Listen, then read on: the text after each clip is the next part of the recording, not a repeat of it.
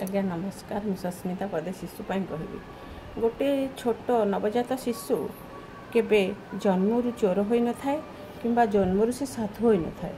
आमे ताकू जो भलिया पालन करबा से भलिया ही मनीषटे होई बाहर। गोटे शिशु को जन्म पर माँ होची तार प्रथम गुरु। जदि माँ ताकू प्रथमरू जो भली लालन पालन शिक्षा दीक्षा दे थाए से तार जीवन काल मध्य से ही भली आदर्श मनीषटे होई बाहरी थाए।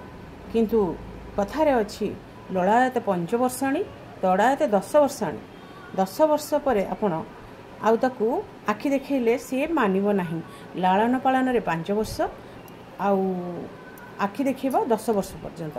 10 वर्ष रु 18 वर्ष ताकू फ्रेंडली सांग भलिया सब कथा आमे बुझेबा। एटा ठीक सेटा भूल, सेटा ठीक सेटा भूल। आउ प्रथम गुरु माँ आ परिवेश परिस्थिति। मनीष केबे मूलरू चोर हो न थाए, डकायत हो न थाए, खराब हो न थाए। संग दोष तार परिवेश पारिपार्श्विक एभली होगा उचित जेमती सकारात्मक सब प्रकार जिनसटा माँ ही ताकू बुझे थाए 5 वर्ष जाए। बापा एटा ठीक, बापा सेटा भूल, एमती करंतिनी, आज्ञा आपण दिय निय नेल, यही सब जिनस माँ ही प्रथम शिखे थाए।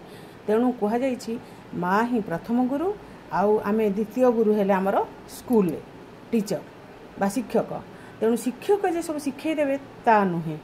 तेणु आमे प्रथम पिला को लालन पालन स्नेह श्रद्धा परिवेश परिस्थिति ताकू एभली जिनस शिखे थिबा से सब बेले पॉजिटिव माइंडेड हेबो।